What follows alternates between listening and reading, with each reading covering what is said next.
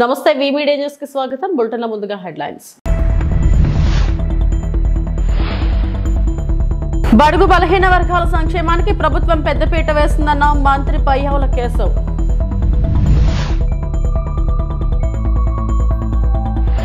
పోసాని కృష్ణమురళికి 14 రోజుల remand Rajampet sub జైలుకు తరలింపు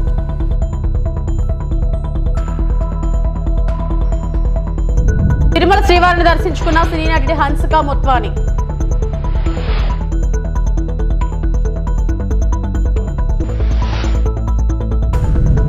న్యూఢిల్లీలోని హైదరాబాద్ హౌస్ లో యూరోపియన్ కమిషన్ అధ్యక్షురాలు ఉర్సులా వాన్ డెర్ లెయన్ తో ప్రధాని నరేంద్ర మోడీ చర్చలు జరిపారు. Both delegations and friends from the media, we will now have the press statements. May I request Honorable Prime Minister of India, Shri Narendra Modi, to give his remarks to the media. Your Excellency, President of the European Commission, European College of Commissioners, सभी delegates, media के साथियों, नमस्कार। European commission president और college of commissioners की यह भारत यात्रा अभूतपूर्व है। यह केवल भारत में यूरोपियन कमीशन की पहली यात्रा नहीं, बल्कि यह किसी भी एक देश में यूरोपियन कमीशन का पहला इतना व्यापक एंगेजमेंट है और साथ ही कमीशन के नए कार्यकाल की सबसे पहली यात्राओं में से एक है। इस ऐतिहासिक अवसर पर मैं यूरोपियन कमीशन प्रेसिडेंट और कॉलेज ऑफ कमिश्नर्स का भारत में हार्दिक स्वागत करता हूं। फ्रेंड्स, भारत और ईयू की 2 दशकों की स्ट्रेटेजिक पार्टनरशिप नेचुरल है, ऑर्गेनिक है। इसके मूल में ट्रस्ट है, लोकतांत्रिक मूल्यों में साझा विश्वास है, शेयर्ड प्रोग्रेस और प्रॉस्पेरिटी के लिए साझा कमिटमेंट है।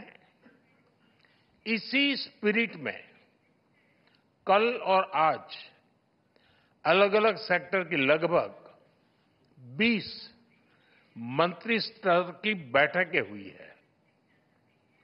विभिन्न क्षेत्रीय और वैश्विक मुद्दों पर सिंसियर और मीनिंगफुल चर्चा हुई है। हमारी पार्टनरशिप को एलिवेट और एक्सेलरेट करने के लिए कई महत्वपूर्ण निर्णय लिए गए हैं।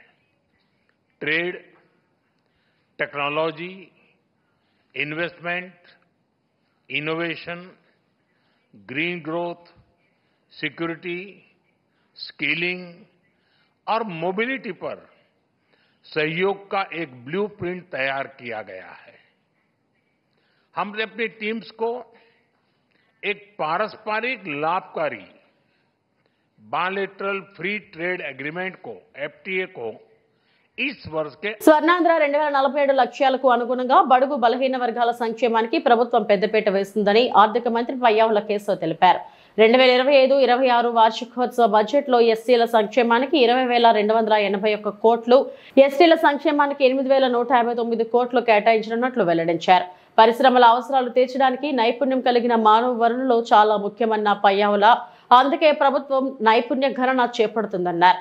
నైపుణ్యాభివృద్ధి, నైపుణ్య శిక్షణ శాఖకు పద్దుల్లో 1,228 కోట్లు కేటాయిస్తున్నట్లు ప్రకటించారు. మా ప్రభుత్వం స్వర్ణాంధ్ర 2047 దిశగా పనులను మొదలుపెట్టింది. ఇందులో భాగంగా పాత విధానాల్లోని లోపాలను సరిచేస్తూ నూతన ఇసుక విధానం, ఎక్సైజ్ విధానం, ఆంధ్రప్రదేశ్ పారిశ్రామిక అభివృద్ధి విధానం లాంటి ఎన్నో విధానాలను తీసుకొచ్చింది. అప్పులు చేయడమే తప్ప అప్పులు తీర్చడాన్ని మరిచిన గత ప్రభుత్వం తప్పుడు విధానాలను సరిచేస్తున్నాం. ప్రభుత్వం కాంట్రాక్టర్లను బ్లాక్ లిస్ట్ లో పెట్టడం చూశాం. కానీ గత పాలకుల విధానాల కారణాల వల్ల ఆంధ్రప్రదేశ్ ప్రభుత్వాన్నే కాంట్రాక్టర్లు బ్లాక్ లిస్ట్ లో పెట్టి పనులు చేయడానికి ముందుకు రాని పరిస్థితి ఏర్పడింది. ఈ పరిస్థితి నుంచి రాష్ట్రాన్ని తప్పించాం. 24 నుండి రాష్ట్ర ఆర్థిక వ్యవహారాలను సమర్థవంతంగా నిర్వహించడం ద్వారా రాష్ట్ర ప్రభుత్వాన్ని గాడిలో పెడుతున్న విధి విధానాలను ముచ్చుకు కొన్ని తెలియజేస్తున్నాను. జూన్ 12, 2020 నాటికి ఉన్న 23,556 వేల కోట్ల రూపాయల బకాయిలను చెల్లించాం. అధ్యక్ష, గత ప్రభుత్వం 93 కేంద్ర ప్రాయోజిత పథకాలను నిలిపివేసింది. 9,371 కోట్ల రూపాయల బకాయిలను చెల్లించడం ద్వారా 74 పథకాలను మా ప్రభుత్వం పునః ప్రారంభించింది. దీనివల్ల కేంద్రం ప్రభుత్వం నుంచి మన రాష్ట్రానికి మరిన్ని నిధులు అందాయి. నీటిపారుదల, రహదారులు మరియు ఇతర పనులకు సంబంధించి 12,735 కోట్ల రూపాయల బకాయిలను చెల్లించడం వల్ల రాష్ట్ర ఆర్థికాభివృద్ధి పునరుత్తేజం. కులాలు, సినీ అభిమానులు, రాజకీయ పార్టీల మధ్య విద్వేషాలు, వైషమ్యాలు రెచ్చగొట్టేలా వ్యవహరించారంటూ నమోదైన కేసులో వైకాపా నేత సినీ నటుడు పోసాని కృష్ణమురళికి అన్నమయ్య జిల్లా రైల్వే కోడూరు కోర్టు 14 రోజుల రిమాండ్ విధించింది. గురువారం రాత్రి 9:30 గంటల నుంచి శుక్రవారం ఉదయం 5 గంటల వరకు ఇరు పక్షాల మధ్య సుదీర్ఘంగా వాదనలు కొనసాగాయి. పోసాని తరపున పొన్నవోలు సుధాకర్ రెడ్డి వాదనలు వినిపించారు. బిఎన్ఎస్ చట్టం ప్రకారం పోసానికి 41A నోటీసులు ఇచ్చి బెయిల్ ఇవ్వాలని పొన్నవోలు కోర్టుకు కోరారు. అందుకు నిరాకరించిన మేజిస్ట్రేట్ 14 రోజుల వరకు రిమాండ్ విధిస్తూ ఆదేశాలు జారీ చేశారు. మార్చి 12 వరకు పోసాని రిమాండ్ లో ఉండనున్నారు. ఆయన్ను రాజంపేట సబ్ జైలుకు తరలించారు.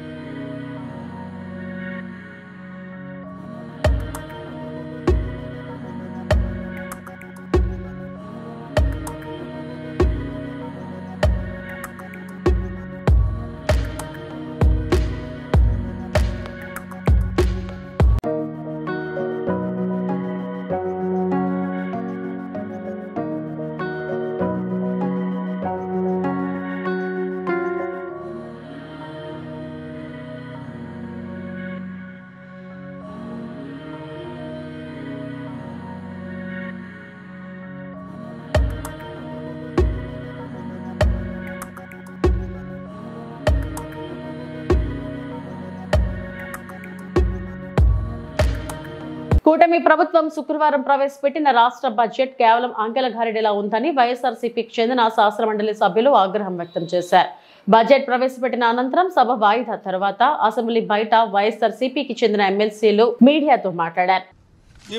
మీరు ఇచ్చిన బడ్జెట్ లో క్యాపిటల్ ఎక్స్పెండిచర్ దేని మీద మీరు పెట్టారు చెప్పండి.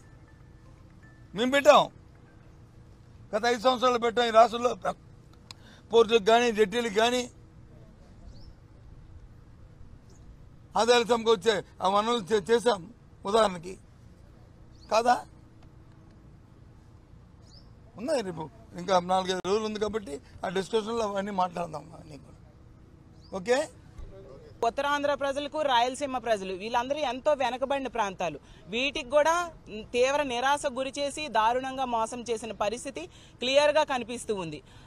ఈరోజు మహిళలకైతే నెట్ట నిలువుగా అసలు ఎన్ని పథకాలు సూపర్ 6 అంటూ ఆ రోజు ప్రవేశపెడతామని ఎన్నికల టైంలో హామీ ఇచ్చి ఈరోజు ఏ ఒక్కటి ప్రవేశపెట్టిన పరిస్థితి. అసలు వీళ్ళు ఎందుకు అధికారంలోకి వచ్చారు?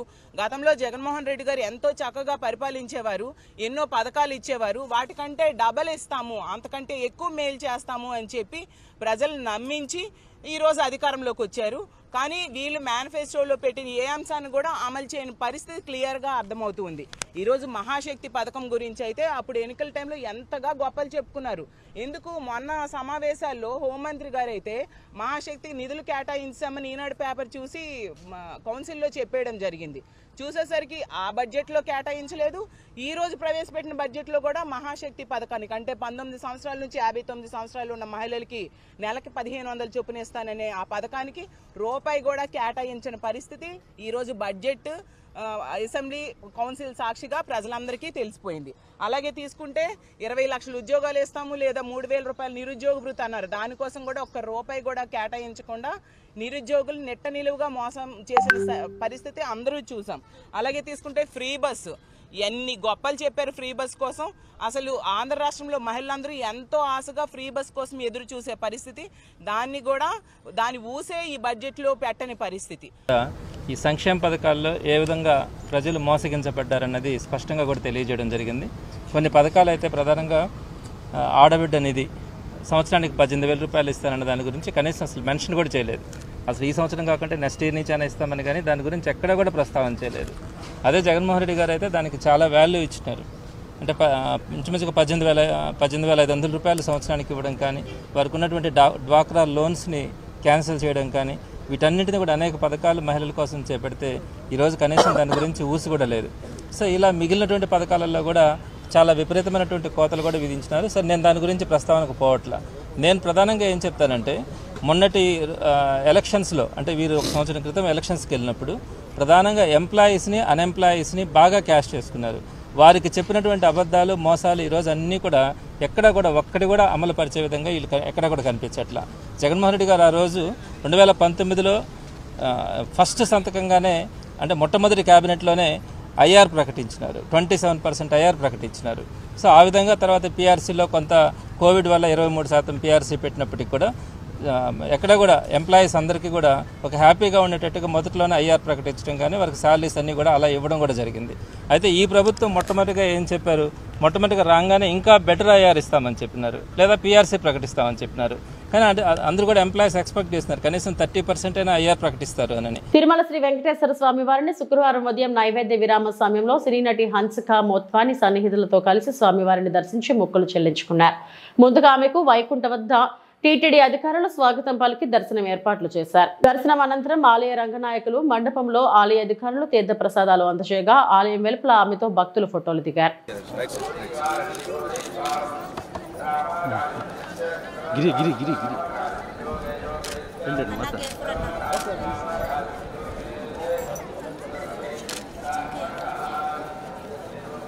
బాబు సైడ్ వచ్చి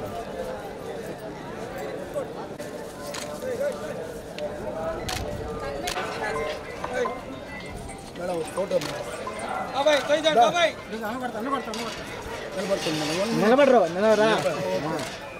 వచ్చే అయిపోయింది. నిలబడతారా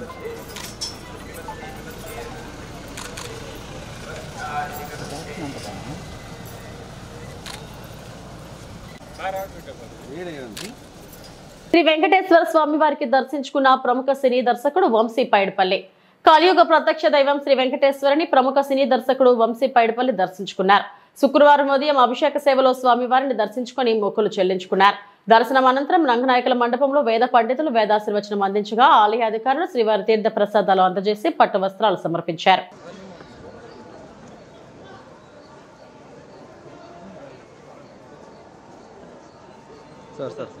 ఫోటో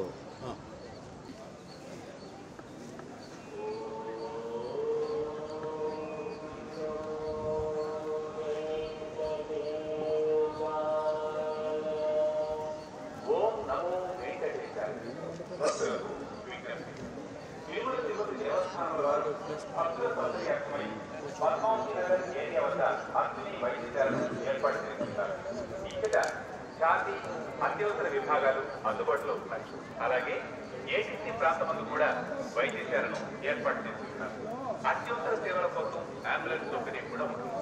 ఇదే కాక తిరుమల శ్రీవారి ఆలయం నందు వైకుంఠం క్యూ కాంప్లెక్స్ 1, 2, శ్రీవారి మెట్టు నడక ప్రారంభం, ప్రథమ చికిత్సా కేంద్రాలు, అలాగే అత్యవసర వైద్య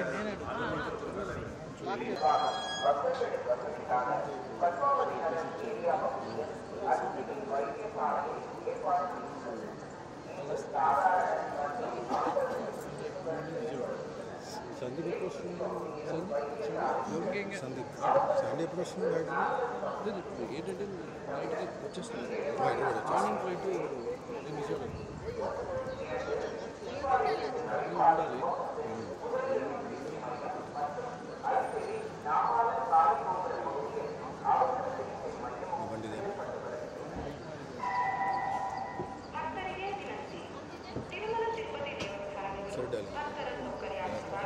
Next time we'll come together. Mahabubabad జిల్లా డోర్నకల్ నియోజకవర్గం కురివి మండల కేంద్రం శివారులో అక్రమంగా గుట్టలు కొల్లగొడుతున్న అధికారులు కాసుల మత్తులో చర్యలు తీసుకోవడం లేదని ప్రభుత్వం మరియు అధికారులు తక్షణమే కస్టర్ మిల్లులను మూసివేయించాలని సిపిఐ రాష్ట్ర కౌన్సిల్ సభ్యులు నల్ల సుధాకర్ రెడ్డి డిమాండ్ చేశారు. శుక్రవారం నాడు సిపిఐ ప్రతినిధి బృందం కొరవి శివారులో అక్రమంగా క్రషర్ నిర్వహిస్తున్న ప్రాంతాన్ని సందర్శించారు.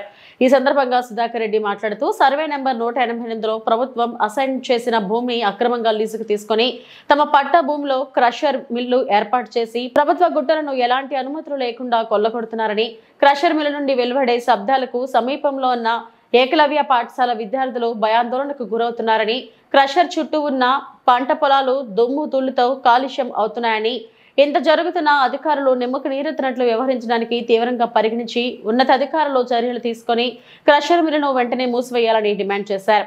కార్యక్రమంలో సిపిఐ కురవి మండల కార్యదర్శి కరణం రాజన్న, సభ్యులు బుర్రా సమ్మయ్య తదితరులు పాల్గొన్నారు. కలెక్టర్గా ఉన్నప్పుడు పేదలకు ఎస్సీ, బీసీ, ఎస్టీలకు దీన్ని వ్యవసాయం కోసం 20 గుంటలు పంచడం జరిగింది. ఆ రోజు ఇది వ్యవసాయానికి యోగ్యంగా లేకుండా ఉండడం, ఆ తర్వాత వాళ్ళు కష్టపడి అక్కడక్కడ కొద్దిగా వ్యవసాయం చేసినప్పటికీ చాలా వరకు కూడా ఇక్కడ గుట్టలు ఉన్నాయి కాబట్టి గుట్టలు వదిలేయడం జరిగింది. దీన్ని ఆసరాగా చేసుకొని క్రషర్ మిల్లు వ్యాపారులు ఇక్కడ వాళ్ళ యొక్క సొంత భూమి లోపల 2 ఎకరాలలో 3 ఎకరాల సొంత భూమి లోపల క్రషర్ మిల్లు ఏర్పాటు చేసుకొని ప్రభుత్వానికి సంబంధించినటువంటి సహజ వనరులైనటువంటి గుట్టలను చూస్తూ మంత్రంగా తీసుకొని కొద్దిపాటి మొత్తాన్ని అనుమతి తీసుకొని ఎక్కువ గుట్టలను కూడా కొల్లగొట్టడానికి ప్రయత్నం చేస్తున్నారు. దీనివల్ల ఇక్కడ ఉన్నటువంటి చుట్టుపక్కల ఉన్నటువంటి రైతులు వాళ్ళు పండించినటువంటి పంట మొత్తం కూడా ఈ కాలుష్యానికి దిగుబడి రాకపోవడం, అంతేకాదు పేదల చేత 188 సర్వే లోపల సిపిఐ పార్టీ ఆధ్వర్యం లోపల 2 సంవత్సరాల క్రితం గుడిసెలు వేయడం జరిగింది. ఆ గుడిసెలు వేసినప్పుడు ఇవన్నీ కూడా గుట్టలుగా ఉన్నటువంటి ఇవన్నీ కూడా ఈ రోజున వాళ్ళ యొక్క బాంబుల మూతతోని క్రషర్ మిల్లు యొక్క దాంతోని అక్కడ ఉండడానికి నివాసయోగ్యంగా ఉండడానికి చాలా ఇబ్బందిగా ఉన్నది.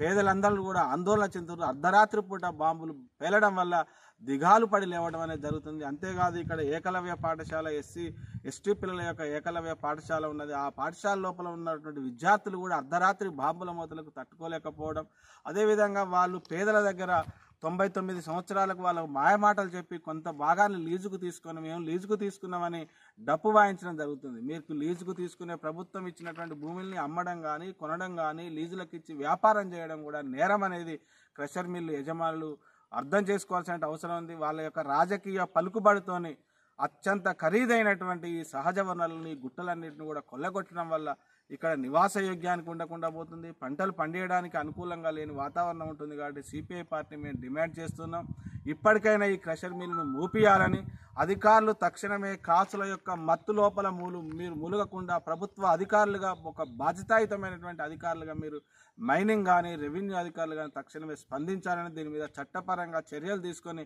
వెంటనే సీల్ చేయాలని కూడా మేము సిపిఐ పార్టీ డిమాండ్ చేస్తున్నాం. లేని చోట పెద్ద ఎత్తున పేదల చేత ఆందోళన నిర్వహించడం జరుగుతుందని ఈ సందర్భంగా మేము తెలియజేస్తున్నాం.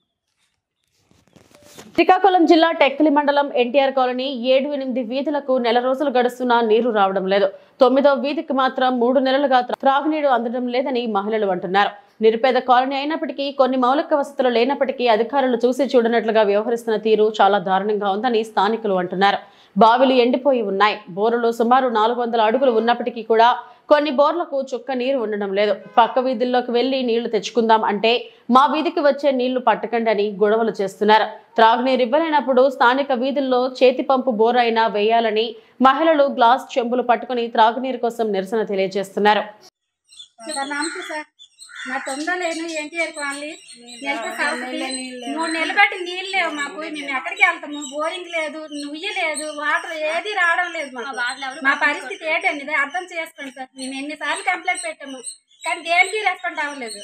పంచదేవకు చెప్పారమ్మా? చెప్పాము సార్. ఏమన్నారు? కలెక్టర్ ఆఫీస్కి వెళ్ళి వస్తామమ్మా అని అన్నారు. ఎవరు రాలేదు. కలెక్టర్ గారికి ఎప్పుడు చెప్పారు? ఎన్నాళ్ళు అవుతుంది? ఇప్పుడు 15 రోజులు అయిపోయింది. 15 రోజులు అవుతుందా? వచ్చారా కలెక్టర్ గారు? రాలేదు. వస్తామన్నా రాలేదు. అంటే ఆర్డీఓ గారు మీరంతా ఎంతమంది వెళ్ళారు? దరఖాస్తు ఇచ్చారా? చూసారా? మరి ఎవరైనా వచ్చారా అధికారులు? అధికారులు అంటే ఆర్డీఓ గారికి ఇచ్చిన తర్వాత కూడా అధికారులు ఎవరు రాలేదు. మీ సమస్య అడగడానికి కూడా రాలేదు. ఓకే.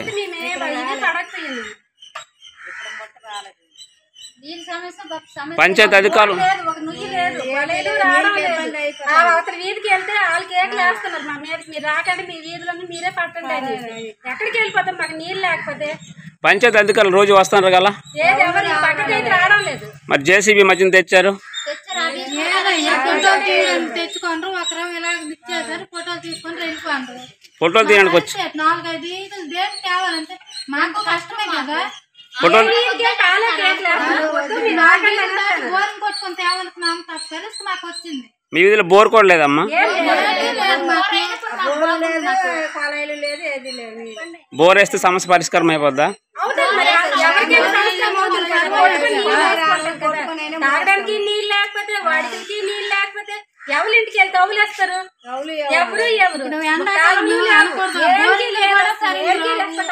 పంచాయతీ అధికారులు ఎప్పుడు కూడా ఎన్టీఆర్ కాలనీలో ఉంటారు కదమ్మా.